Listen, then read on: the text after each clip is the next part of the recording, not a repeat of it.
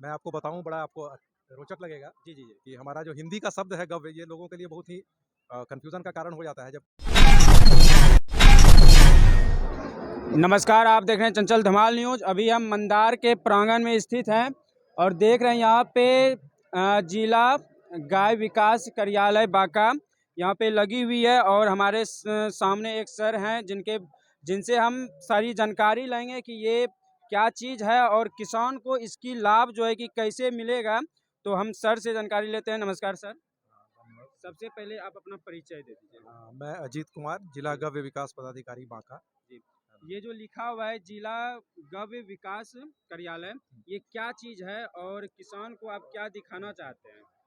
अ, मैं आपको बताऊँ बड़ा आपको रोचक लगेगा जी, जी, जी। कि हमारा जो हिंदी का शब्द है गव्य, ये लोगों के लिए बहुत ही कन्फ्यूज़न का कारण हो जाता है, जबकि आपका अंग्रेजी का शब्द बहुत प्रचलित है। अच्छा, तो गव्य को हम लोग अंग्रेजी में डेयरी बोलते हैं। जी, जी, तो गव्य विकास मतलब डेयरी डेवलपमेंट है ना? जी। तो ये अंग्रेजी वाला शब्द ज़्यादा समझ में हाँ, आएगा। ये जो हाँ, गव्य हाँ। विकास है कई लोग नहीं समझ पाते हैं, ये हाँ, गव्य हाँ। नया चीज़ क्या आ गया? हाँ, लेकिन हाँ। वही चीज़ है जो हाँ, हम उपयोग कर रहे थे। हाँ, हाँ, हाँ, हाँ, बिल्कुल, बिल्कुल। तो वो हमारा डेयरी शब्द ज़्यादा प्रचलित हो गया है, हो गया है। तो गव्य से थोड़ा कन्फ्यूज़न होता है, लेकिन ये अब यही डेयरी के लिए है।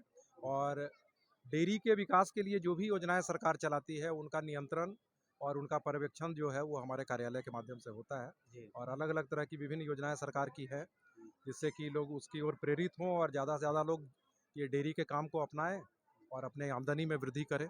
मुख्य उद्देश्य सरकार का तो यही है। अच्छा, ये किसान जो है कि कैसे इसका लाभ ले पाएगा? क्योंकि पता तो सब है कि योजना ये सरकार के द्वारा दिया गया है, लेकिन किसान वहाँ तक पहुँच नहीं पाता है, क्योंकि उनका पहुँच नहीं होता है और उसको जानकारी नहीं होता है कैसे कहाँ जाए, किससे मिले, कैसे ले। तो ये जानकारी उनको उनके तक पहुँचाने का प्रयास कीजिए। हाँ, देखिए अब जो है योजना के आवेदन करने की प्रक्रिया में बहुत ही बदलाव हुआ है। जी, और अब जो हमारी विभाग के द्वारा योजना का क्रियान्वयन हो रहा है, उसमें आवेदन ऑनलाइन किया जाने लगा है। जी। तो अब किसानों को आवेदन करने के लिए मेरे पास आने की आवश्यकता बिल्कुल नहीं है, मेरे कार्यालय में भी आने की आवश्यकता नहीं है।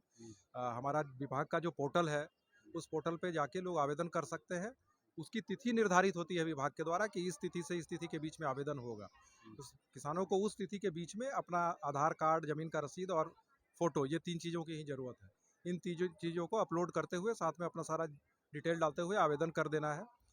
उसके सिलेक्शन के समय हमारे पास जब वो आवेदन करते हैं तो उनका मोबाइल नंबर वहाँ पोर्टल पे मांगा जाता है। जी, जी। तो उनको अगर हमारी ज़रूरत होती है या कोई कमी होगा कागज़ में, तो हमारे विभाग की तरफ से हम लोग खुद कॉल करके उनको बुला लेते हैं। तो आवेदन करने की प्रक्रिया में बिल्कुल इस बात की आवश्यकता नहीं है कि वो हमारे कार्यालय में आएँगे और तभी उनका आवेदन होगा। तो अब कार्रवाई बहुत ही सिम्प्लीफाई हो गया है सिस्टम जो है, और इसको ऑनलाइन तरीके से लोग किसान हमारे में आवेदन कर सकते हैं। तो यहाँ पे जो दिया गया है, जैसे ये बछड़ा वगैरह का चित्र बनाया गया है।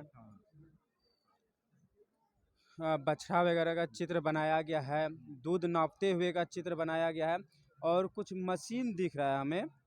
वो मशीन का क्या प्रयोग है और उधर मैं उधर बताना चाहूँगा। उधर कुछ। बिल्कुल, हाँ, वो बताता हूँ। हाँ। ये जो पूरा मॉडल है हमारा, ये जैसा आप देख पा रहे होंगे, ये 3 भागों में बँटा हुआ है। अच्छा। ये पहला भाग जो है, ये हमने प्रयास किया है ये दिखाने का कि हमारा किसान का गाँव का एक जो सीनरी है, कि गाँव में अगर एक किसान है तो वो गाय पाल रहा है, वो दूध दूह रहा है, मतलब दूध का उत्पादन कर रहा है। ये पहला हिस्सा था हमारे हमारा मॉडल का जो अगला हिस्सा है, वहाँ हमारी एक दूध समिति को मैंने दिखाया है कि गाँव में जो किसान दूध उत्पादन कर रहे हैं, वो अपनी समिति में जाकर दूध को वहाँ दे रहे हैं। वहाँ मशीन्स वगैरह होती है उनके दूध के जाँच के लिए।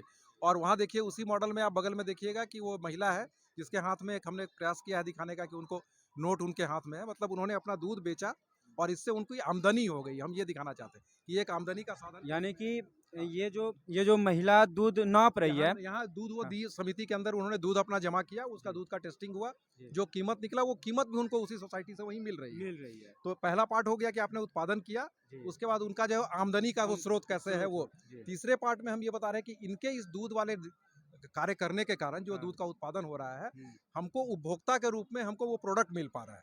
अच्छा। कि हमको शहरों में अगर हम बैठे हैं तो हाँ। हमको दूध या मक्खन या क्या कहते हैं आपका खोआ, पेड़ा, ये चीज़ें जो है हमको भी उपलब्ध हो पा रही है, क्योंकि हमारा किसान दूध का उत्पादन कर रहा है। तो हम ये 3 पार्ट में ये दिखाना चाहते थे कि कैसे उत्पादन होगा, कैसे किसानों की आमदनी बढ़ेगी और एक उपभोक्ता के रूप में कैसे मार्केट में हमें भी शुद्ध प्रोडक्ट मिल पाएगा, है ना? ये हम इस मॉडल के माध्यम से दिखाना चाह रहे हैं। तो यहाँ पे अभी जो भी चीज़ आपको समझाया गया, ये एक डायरी प्रोडक्ट के बारे में समझाया गया है, जिसका हिंदी जो होता है वो गव्य होता है, जो कि लोगों को शायद नहीं जानकारी होगा बहुतों को। तो यहाँ पे देख रहे हैं किस प्रकार से हम गौ को पाल करके और दूध का व्यापार करके हम अपने घर को चला सकते हैं। हमारा प्रयास यहाँ से कैसा लगा हो कमेंट बॉक्स में लिखेंगे। जय हिंद, जय भारत।